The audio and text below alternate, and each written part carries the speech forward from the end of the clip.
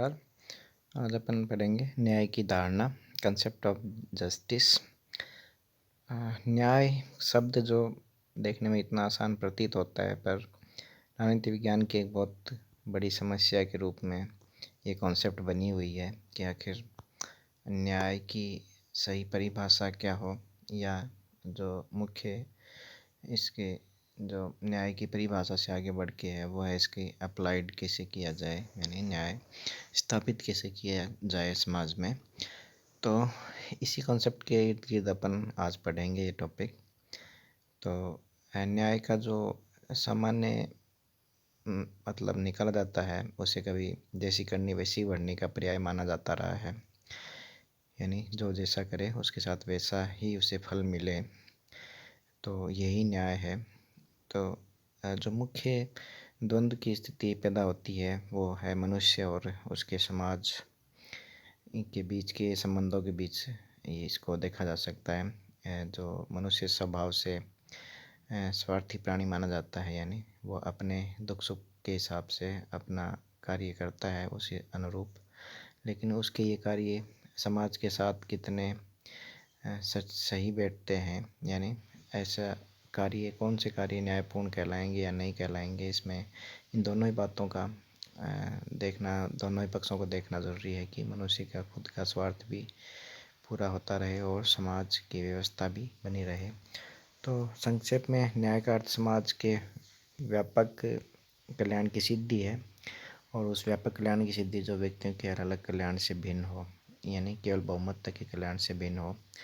तो मुख्यतः जो दो धारणाएं या दो आधार निकल के आते हैं वह है स्वतंत्रता और समानता, यानी एक तरफ व्यक्ति की स्वतंत्रता भी बनी रहे और दूसरी तरफ समाज में समानता भी बनी रहे, तब जाके यूँ समझा जा सकता है कि न्याय की स्थापना हुई है। लेकिन न्याय केवल इतना आसान भर नहीं है। ये आगे अपन पढ़ते हैं कि न्याय की विविध रूप क्या क्या हो सकते हैं और इनके बीच में कौन कौन से अंतर्द्वंद अपने को देखने को मिलेंगे। तो परंपरागत रूप से न्याय की दो ही धारणाएं प्रचलित रही हैं, नैतिक और कानूनी, लेकिन आज के रूप में ज़्यादा व्यापक हो गया है सामाजिक, आर्थिक, राजनीतिक न्याय, जो एक समाज के विभिन्न पक्षों को प्रदर्शित करते हैं। तो पूर्व में जो दो धारणाएं रही हैं, नैतिक और कानूनी, यानी नैतिक एक तरीके से वो कि जो न्याय की वो जो प्राकृतिक या फिर अपने नीति से संबंधित, अपने व्यक्ति के व्यवहार से संबंधित थी, वो नैतिक में शामिल होती थी। और कानूनी न्याय वो जो व्यक्तियों के आपस में आपसी क्रियाकलापों से उत्पन्न जो भी समाज में जो भी अंतर्द्वंद स्थापित होते थे, उनमें जो भी दिक्कतें आती थी उनको दूर करने के लिए राज्य शासन के द्वारा जो स्थापित किए जाते थे नियम, वो कानूनी न्याय की स्थापना करते थे। तो अपन पढ़ेंगे न्याय के विभिन्न रूप क्या हो सकते हैं। पहला है नैतिक न्याय। तो नैतिक न्याय में परंपरागत रूप से नैतिक न्याय की धारणा को नैतिक रूप में अपनाया जाता रहा है हमेशा से, क्योंकि कानूनी रूप से जो न्याय की जो कॉन्सेप्ट है वो नई है। कानूनी रूप से न्याय तभी स्थापित हो पाता जब न्याय समाज के सारे स्तरों तक उसकी पहुंच स्थापित हो जाए। तो हमारा जो सामाजिक जीवन है बहुत हद तक नैतिक न्याय के नियमों से ही प्रशासित रहा है। तो नैतिक न्याय के अंतर्गत जिन बातों को शामिल किया जाता है उनमें मुख्य हैं, जैसे सत्य बोलना चाहिए, प्राणी मात्र के प्रति दया का बर्ताव करना चाहिए, प्रतिज्ञा अपने वचन का पालन पूरा करना चाहिए, और उदारता रखनी चाहिए, दान देना चाहिए। ऐसे ये जो अपने को शिक्षाएं, नैतिक शिक्षाएं बचपन से सिखाई जाती रही हैं, ये सब नैतिक न्याय की कॉन्सेप्ट में शामिल की जाती हैं। दूसरा जो रूप है वह कानूनी न्याय। तो कानूनी न्याय इसमें ज़्यादा सबसे इम्पोर्टेंट आज के समय में बना हुआ है, क्योंकि जो नैतिक न्याय के जो भी अपने नियम थे उनके पालन नहीं करने पे कोई सज़ा नहीं मिलती थी। जैसे सत्य बोलना चाहिए, लेकिन अगर झूठ बोलते हैं तो कोई सज़ा देने वाला संस्था या कोई ऐसी व्यवस्था समाज नहीं करता था। इसी तरह जैसे दान देना चाहिए, दान ना दे तो भी ऐसा कोई नियम या कानून उसका नहीं बनाया होता था। लेकिन जो कानूनी न्याय है उसमें राज्य द्वारा पहले नियम या कानून बना दिए जाते हैं, अगर उनको तोड़ा जाता है तो सज़ा का प्रावधान होता है। तो ये आज के समय में ज़्यादा इम्पोर्टेंट बन गया है। तो कानून न्याय में वे सभी नियम और कानूनी व्यवहार सम्मिलित हैं जिनका अनुसरण किया जाना चाहिए। तो कानून न्याय की धारणा दो अर्थों में प्रयोग की जाती है। कानूनों का निर्माण अर्थात सरकार द्वारा बनाए हुए कानून न्यायोचित होने चाहिए और उनको न्यायोचित ढंग से ही लागू किया जाना चाहिए। यानी कानूनी न्याय केवल कानून बना देने भर से न्याय स्थापित नहीं होता। पहली बात तो जो कानून के जो नियम हैं, स्वयं कानून जो हैं वो न्यायोचित होने चाहिए। और फिर अगर न्यायोचित कानून अगर उनका उल्लंघन करते हैं तो फिर उन व्यक्तियों को दंडित किया जाना चाहिए और इसमें भी कोई पक्षपात नहीं किया जाना चाहिए। तो तीसरा जो रूप है वह है राजनीतिक न्याय। राजनीतिक न्याय का जो सामान्य मतलब ये निकलता है कि जो व्यक्ति के व्यवहार का जो राजनीतिक पक्ष है उसमें सभी लोगों को समान अवसर मिले, समान रूप से उनके साथ व्यवहार किया जाए राज्य के द्वारा। तो ये जो स्थिति होती है वो राजनीतिक न्याय की होती है। जैसे वयस्क मताधिकार है, सबको मत करने का अधिकार मिले, सभी व्यक्तियों के लिए विचार, भाषण, सम्मेलन और संगठन आदि की नागरिक स्वतंत्रताएं मिलें, प्रेस की स्वतंत्रता यानी अपने विचार अभिव्यक्त करने की, न्यायपालिका की स्वतंत्रता ज़रूर होनी चाहिए, बिना किसी भेदभाव के सभी व्यक्तियों को सार्वजनिक पद प्राप्त होना। तो ये सब जो हैं ये राजनीति से जुड़े हुए पक्ष हैं। जो सभी व्यक्तियों को समान रूप से अगर राज्य द्वारा अवसर प्रदान किए जाते हैं तो ये माना जाता है कि समाज में राजनीतिक न्याय स्थापित हो चुका है। चौथा है सामाजिक न्याय। तो सामाजिक न्याय थोड़ा जटिल है। सामाजिक न्याय का मतलब जो समाज में व्यक्तियों के में आपस में विभिन्न भेद स्थापित हो चुके हैं या फिर होते रहे हैं, इतिहास में अपन देख सकते हैं, आज के समय में भी देख सकते हैं।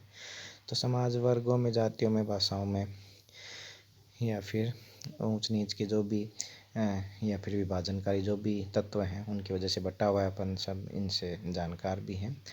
तो इन सभी भेदभावों का अगर समाप्ति होती है तब जाके माना जाता है कि समाज में न्याय की स्थापना हो गई है। और इस तरीके के न्याय को सामाजिक न्याय कहते हैं। यानी नागरिक के बीच में सामाजिक स्थिति के आधार पर किसी प्रकार का भेद न माना जाए, यानी हर व्यक्ति को समान समझा जाए। उसके किसी इस बात से ऐसे विभेद नहीं किया जाना चाहिए कि अमुक व्यक्ति उस जाति का है या फिर उस जगह का रहने वाला है या फिर काला है या गोरा है या फिर इस लैंग्वेज का जानकार है। जैसे आपके साथ या अपने साथियों में भेदभाव किया जाए कि अपन हिंदी भाषी हैं तो जो अंग्रेजी बोलते हैं या फिर जो स्पेनिश बोलते हैं उनको अलग से ज़्यादा वेटेज दिया जाए, ऐसा ना हो। तो ये न सामाजिक न्याय है, इसका एक रूप। अगला है आर्थिक न्याय। आर्थिक न्याय यानी समाज के भीतर लोगों के पास जो आर्थिक संसाधन हैं उनके अंदर बहुत ज़्यादा अंतर पैदा ना हो। यानी समाज में व्यक्तियों के पास में जो आर्थिक या जो संसाधन या फिर जो भी संपत्ति है वो सामान्यतः बहुत ज़्यादा इतनी ज़्यादा उनमें अंतर ना हो कि कोई एक व्यक्ति दूसरे व्यक्तियों के ऊपर अपना नियंत्रण स्थापित कर ले या फिर उस संपत्ति का प्रयोग दूसरे व्यक्तियों की स्थिति को गिराने में करने लग जाए। तो आर्थिक न्याय का तात्पर्य है कि संपत्ति संबंधी भेद इतना अधिक नहीं होना चाहिए कि धन संपदा के आधार पर व्यक्ति बीच विभेद की कोई दीवार खड़ी हो जाए और धनी व्यक्तियों द्वारा अन्य व्यक्तियों के श्रम का शोषण किया जाए या जीवन पर अनुचित अधिकार स्थापित कर लिया जाए। यानी ऐसा ना हो कि समाज में जैसे राज्य द्वारा बिजली उपलब्ध कराई जाती है और एक धनी व्यक्ति अपने घर में पैसे के बलबूते सारी बिजली खुद के घर में यूज़ करने लग जाए और पड़ोस के जो हैं लोगों को उस वजह से कम बिजली मिले। तो ऐसी कोई इतना अंतर नहीं होना चाहिए समाज में। आर्थिक संसाधन सामान्यतः समान स्तर पे होते हैं तभी वो समाज ज़्यादा खुशहाल और न्यायपूर्ण बन पाता है। अब अपन देखेंगे कि ये जो रूप थे सामाजिक, आर्थिक, राजनीतिक या नैतिक जो भी न्याय के, उनकी व्यवस्था भारत के संविधान में कैसे की गई है। तो एक तो ये है कि जो अपनी प्रस्तावना है समाज में जो अपने संविधान की, उसी में ये लिखा गया है कि हम भारत के लोग तो भारत के सभी नागरिकों को सामाजिक, आर्थिक और राजनीतिक न्याय को प्रदान कराने के लिए अपने इसी संविधान को स्वीकार, अंगीकृत और अधिनियमित करते हैं। तो अपने जो उद्देशिका कहलाता है अपने संविधान की, उसी में ये उद्देश्य ही रखा गया है। इसके अलावा संविधान के अनुच्छेद 19 के द्वारा नागरिकों को 6 स्वतंत्रताएं दी गई हैं। तो संविधान का जो तीसरा भाग है उसमें मौलिक अधिकार हैं, उसमें बहुत सारे जो मौलिक अधिकार दिए गए हैं वो न्याय की स्थापना में ही सहायक होते हैं। जैसे अनुच्छेद 14 में सभी नागरिकों को कानून के समक्ष समानता प्रदान की गई है। 15 में सामाजिक जो भी तत्व हैं भेदभाव के वाले, वो उन सब की मनाही की गई है। 16 के अंतर्गत जो सरकारी या राज्य के अधीन पद हैं उन पर नियुक्ति के संबंध सबको समान अवसर प्रदान करने की बात है। 17 में छुआछूत का अंत है। 23 व 24 में बेगार व शोषण का अंत है। तो ये सब जो अनुच्छेद हैं ये सब न्याय की स्थापना में ही सहायक होते हैं। इसके अलावा नीति निर्देशक तत्व हैं जो अपने संविधान में व्यवस्था की गई है, उनके अंदर भी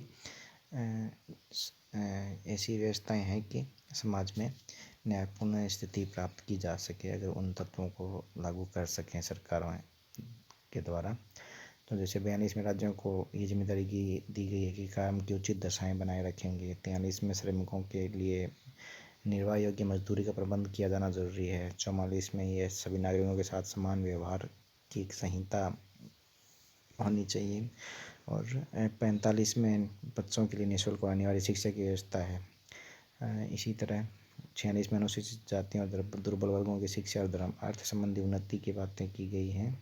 तो ये सब बातें हैं, सब समाज में जो इनका स्तर किसी भी आधार पे निम्न समझा जाता है उनको ऊंचा उठाने के लिए, ताकि समाज में जो समानता है, ये सामान्यतः देखा जाता है कि समानता न्याय के ज़्यादा करीब प्रतीत होती है। स्वतंत्रता ज़रूरी है इंसान को अपने नैसर्गिक गुणों का विकास के लिए, लेकिन न्याय की स्थापना के लिए समानता जितनी अधिक स्थापित हो सकती है उतने ही न्यायपूर्ण स्थितियाँ निर्मित हो सकती हैं। तो ये न्याय का कॉन्सेप्ट था। बहुत शुरुआती लेवल का ये कॉन्सेप्ट है। आगे की कक्षाओं में आप जब पढ़ेंगे तो न्याय के जो जटिल रूप हैं, न्याय की स्थापना में जो भी बाधाएं, अवरोध या फिर अंतर्द्वंद हैं वो आप देख पाएंगे।